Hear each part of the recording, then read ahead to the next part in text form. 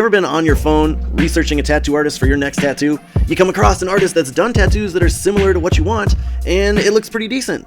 So you book an appointment, and you get the tattoo, and then it's not until you get home that you realize, it's maybe not all it's cracked up to be. You can see all these errors galore, and it's just much less perfect than you thought you saw online. Well, stick around. I'm going to point out some red flags that you can look out for before you get your next tattoo. Here we go.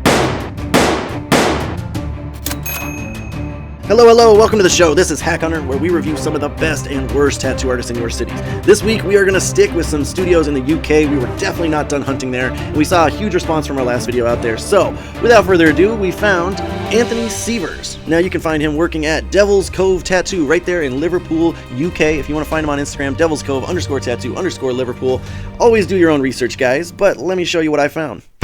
Boom! Now, here is a great example of exactly what we were just talking about. Here's a tattoo that looks pretty decent. When you zoom in on it, though, that's when you start to see the errors galore.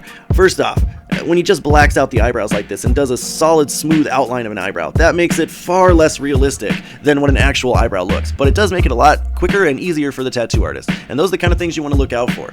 And when we look at the eyes, look at the inside of this one, it's rounded, and the inside of this one is pointed. Really simple, easy, quick mistake. I don't understand why. If you just take a little bit of time, little mistakes like that, designing mistakes, they will not happen. But some artists, they really quickly like to design their tattoos. They create a rough outline of it, and they put the stencil on you, and they go to town without ever actually preparing the tattoo. And here's another good example of that, where the tattoo looks halfway decent when it's zoomed out, but then when you zoom in, you can start to see all the errors again. Missing lines, lines not connecting, this pattern in the middle is just jacked, and all these feathers just have such a scattered, messy look to them. And again, here, he tried to create the background layer of feathers, and that's why these lines probably don't connect. He wanted to make sure that you knew they were in the background, but how come they connect in some places and other places they don't? This is just something, again, if an artist is just in a hurry to just get it on you, they don't want to spend the extra time shading it or coloring it ahead of time so that when they go to tattoo it, they know exactly where those shadows and those colors are supposed to go. And that would have helped him a long way right here. Now, this one was just a jumbled mess. I'm pretty sure it's partial cover-up in places, but I'm not really sure why they would post it. Why would you post such a half-done, weird tattoo? Some of these petals are just missing shading. Other ones are shaded real dark. Just does not make any sense. I'm not sure why a studio would want to present this as their quality of artwork.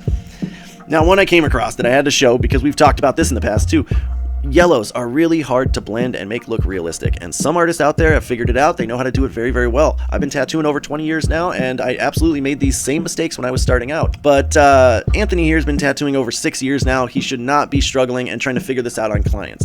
He shouldn't have used an orange to yellow blend here. He went right from his black to orange to yellow, and it just does not look good. It does not look natural or smooth at all. What he should have been doing is using more brown tones that then blend into a lighter caramel or a darker yellow into this light yellow. But he chose to take kind of the quick route, just use black, orange, yellow. And I understand it. I understand why he did, but obviously it does not turn out good. And then that same client got another rose on their other hip, and man, these leaves are just jacked up looking for something that's this big. Not to mention, he should not be touching her clothes with his dirty used gloves. You should pull that clothing back far enough where it's not going to be touching a fresh new tattoo. That is cross-contamination 101. But what I was saying is these leaves look like they should have so much more detail. Either black them out completely or put nice detail in there. But he kind of did this half-ass in-between version of it, and it just looks kind of elementary. It looks really, really cheap. Now, something I saw on their website that I just had to point out is it said his standards of high achievement that will have yourself gobsmacked with his high standards of his attention to detail on his overall finished work. That is a weird sounding sentence, but I don't know about you guys, I have not seen that attention to detail, have you? I mean, look at this cover up here. He covered it up, whatever it was, and he put these white teeth right in the center of it, where obviously you're not going to get white teeth out of it because there's going to be a cover up underneath them. So again, just not attention to detail, really kind of messy looking, and what the hell happened to this gorilla's nose? Seriously, is that what a gorilla's nose looks like? I mean, I've never seen one in person, but man, that does not look right to me. Now, this is one of the last ones I'm going to show you guys. I think you get the picture, but when you're choosing an artist, especially for these really ornate mandala designs, I know that right off the bat, this might look okay to a lot of you. You have to zoom in. It's so important to zoom in as far as you can. If you can get yourself a laptop or a larger tablet when you're searching for a tattoo artist, that's going to help a lot, because you can see errors like this, where he's doubling, tripling over lines to try to fix them. Errors like this, where some of these are rounded off, and on the other side, they're pointed. So it's really not symmetrical at all, and the shape of these just does not match, and for some reason, there's just a gap right here where there's just parts missing. And so when I see things like this, it's very obvious to me, but I know a lot of clients, you're not taking the time to zoom in. You're zooming out, you're seeing like a small thumbnail version of it, and it looks halfway decent to you, and you think you can trust an artist based on that, but you gotta zoom in. It's very, very important, you guys. Now, before I go, I want to give him a little bit of redemption. There was a piece that I liked. This was it. Now, I do see some errors in this as well. The parallel lines here are absolutely not parallel. You can tell you got a little wiggly right there, and it doesn't line up the way it's supposed to.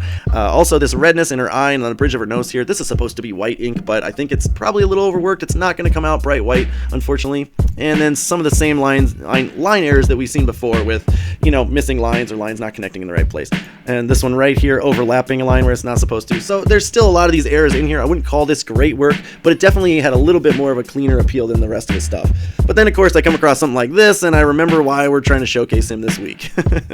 Just rough, wiggly, etchy, scratchy looking stuff. And not to mention, I can see this client's hair all over this piece. So he definitely did not prep the skin properly. It's something that I've seen in quite a few of his tattoos as well, and it's definitely a red flag you gotta look out for. If an artist is not going to prep the skin properly, they're definitely going to cut corners in other places as well. So it's pretty obvious on this one, man. Anthony Sievers of Devil's Cove Tattoo Studio definitely ends up on our hack list. Now, I know to a lot of you out there, you're going to think that it's just nitpicking. It's small, tiny little errors and whatnot. But I promise you, if you're wearing the tattoo and you're at home looking at it every single day, these things are going to bother you. And tattoos absolutely can and should look much cleaner than this. But that is going to be it for this episode in Liverpool. If you have not seen part number 1, go check it out if you want to see an artist that we strongly recommend out there. Otherwise, if you want to see more of Anthony's work, here it is. We'll see you in the next city, guys. Bye-bye.